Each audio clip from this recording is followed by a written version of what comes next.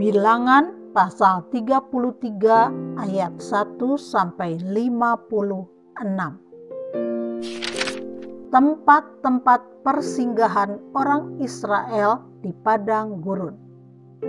Inilah tempat-tempat persinggahan orang Israel setelah mereka keluar dari tanah Mesir. Pasukan demi pasukan di bawah pimpinan Musa dan Harun. Musa menuliskan perjalanan mereka dari tempat persinggahan ke tempat persinggahan sesuai dengan titah Tuhan. Dan inilah tempat-tempat persinggahan mereka dalam perjalanan mereka. Mereka berangkat dari Rameses pada bulan yang pertama, pada hari yang ke-15 bulan yang pertama itu.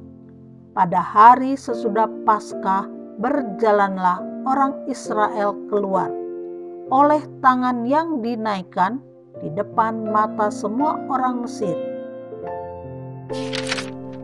Sementara orang Mesir sedang menguburkan orang-orang yang telah dibunuh Tuhan di antara mereka, yakni semua anak sulung. Sebab Tuhan telah menjatuhkan hukuman-hukuman kepada para allah mereka. Berangkatlah orang Israel dari Rameses lalu berkemah di Sukot. Mereka berangkat dari Sukot lalu berkemah di Etam yang di tepi padang gurun. Mereka berangkat dari Etam lalu balik kembali ke Pi-hahirot yang di depan Baal Zefon, kemudian berkemah di tentangan Migdol. Mereka berangkat dari Pi-hahirot dan lewat dari tengah-tengah laut ke padang gurun. Lalu mereka berjalan 3 hari perjalanan jauhnya di padang gurun Etam. Kemudian mereka berkemah di Mara. Mereka berangkat dari Mara, lalu sampai ke Elim. Di Elim ada 12 mata air dan 70 pohon korma. Di sanalah mereka berkemah. Mereka berangkat dari Elim, lalu berkemah di tepi Laut Tebrau. Mereka berangkat dari Laut Tebrau, lalu berkemah di padang gurun Sin. Mereka berangkat dari padang gurun Sin, lalu berkemah di Dofka. Mereka berangkat dari Dofka, lalu berkemah di Alus. Mereka berangkat dari Alus, lalu berkemah di Rafidim, dan di sana tidak ada air minum untuk bangsa itu. Mereka berangkat dari Rafidim, lalu berkemah di padang gurun Sinai. Mereka berangkat dari padang gurun Sinai, lalu berkemah di Kibrot Ta'awa. Mereka berangkat dari Kibrot Ta'awa, lalu berkemah di Hazerot. Mereka berangkat dari Hazerot, lalu berkemah di Ritma. Mereka berangkat dari Ritma, lalu berkemah di Rimon Peros. Mereka berangkat dari Rimon Peros, lalu berkemah di Libna. Mereka berangkat dari Libna, lalu berkemah di Risa. Mereka berangkat dari Risa, lalu berkemah di Kehelata.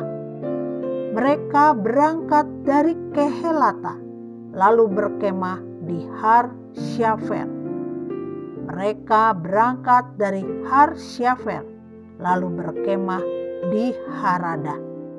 Mereka berangkat dari Harada, lalu berkemah di Makhelot. Mereka berangkat dari Makhelot, lalu berkemah di Tahat. Mereka berangkat dari Tahat, lalu berkemah di Tara. Mereka berangkat dari Tara, lalu berkemah di Mitka. Mereka berangkat dari Mitka, lalu berkemah di Hasmona. Mereka berangkat dari Hasmona, lalu berkemah di Moserot. Mereka berangkat dari Moserot, lalu berkemah di Bene Yaakan. Mereka berangkat dari Bene Yaakan, lalu berkemah di Hor Gidgad. Mereka berangkat dari Hor Gidgad, lalu berkemah di Yotbata. Mereka berangkat dari Yotbata, lalu berkemah di Abrona. Mereka berangkat dari Abrona, lalu berkemah di Ezion Geber. Mereka berangkat dari Ezion Geber, lalu berkemah di padang gurun Zin, yaitu Kades. Mereka berangkat dari Kades, lalu berkemah di Gunung Hor di perbatasan tanah Edom. Ketika itu, Imam Harun naik ke Gunung Hor sesuai dengan titah Tuhan. Dan di situ ia mati pada tahun ke-40 sesudah orang Israel keluar dari tanah Mesir pada bulan yang kelima pada tanggal 1 bulan itu. Harun berumur 123 tahun ketika ia mati di Gunung Hor. Pada waktu itu, raja negeri Arad, orang Kanaan itu yang tinggal di tanah Negeb di tanah Kanaan, mendengar kabar tentang kedatangan orang Israel. Berangkatlah mereka dari Gunung Hor, lalu berkemah di Zalmona. Mereka berangkat dari Zalmona, lalu berkemah di Funon. Mereka berangkat dari Funon, lalu berkemah di Obot. Mereka berangkat dari Obot, lalu berkemah dekat reruntuhan di Abarim di daerah Moab.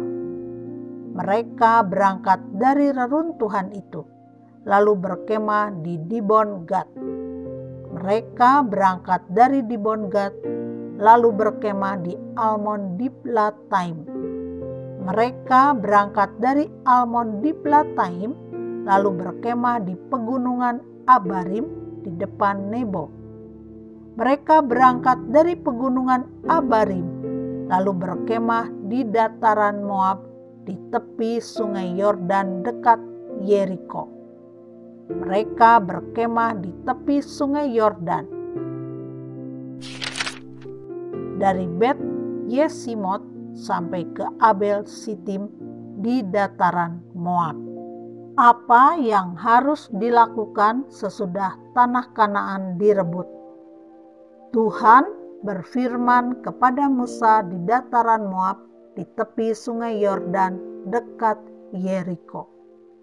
Berbicaralah kepada orang Israel dan katakanlah kepada mereka, apabila kamu menyeberangi sungai Yordan ke tanah Kanaan, maka haruslah kamu menghalau semua penduduk negeri itu dari depanmu dan membinasakan segala batu berukir kepunyaan mereka.